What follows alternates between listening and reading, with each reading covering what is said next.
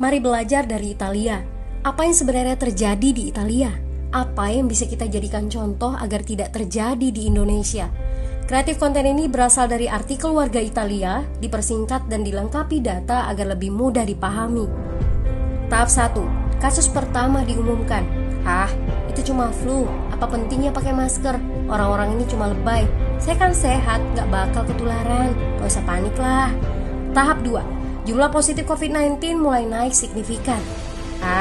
Cuma beberapa yang kena. Yang meninggal pun hanya orang-orang tua saja yang emang udah punya penyakit.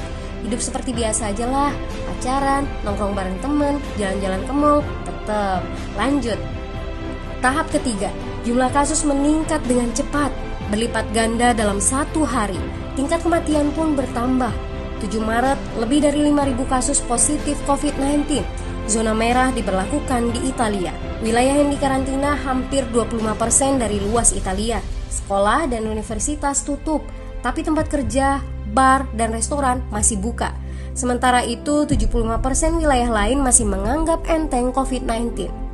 Anjuran mencuci tangan ada di mana-mana, tapi sekadar anjuran dan tak banyak yang melakukan. Tahap 4. Jumlah kasus meningkat pesat.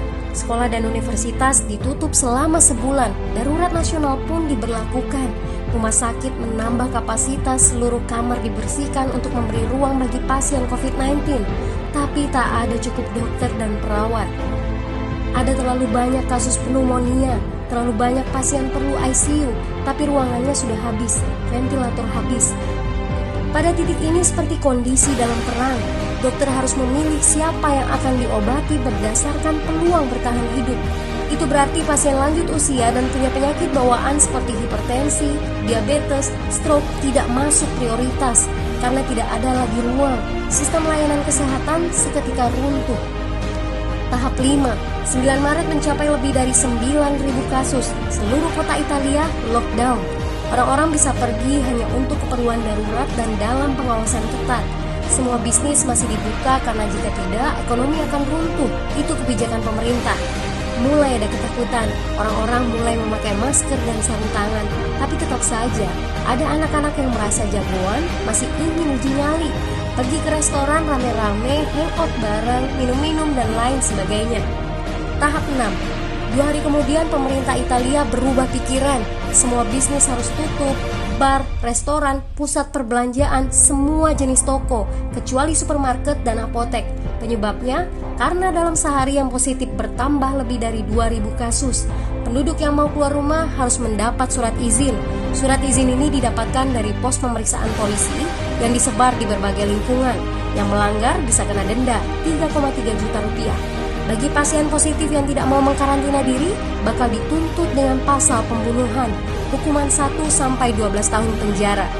21 Maret jumlah korban meninggal di Italia terus meningkat melampaui Cina.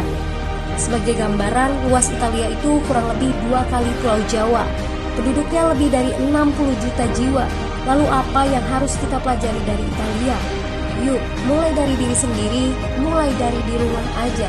Jaga kebersihan lalu isolasi diri dan keluarga. Tidak keluar rumah kecuali sangat penting. Ini saatnya memulai solidaritas. Yang mampu harus mulai membantu yang tidak mampu.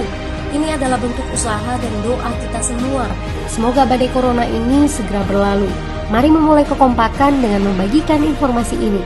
Di rumah aja, mari belajar dari Italia.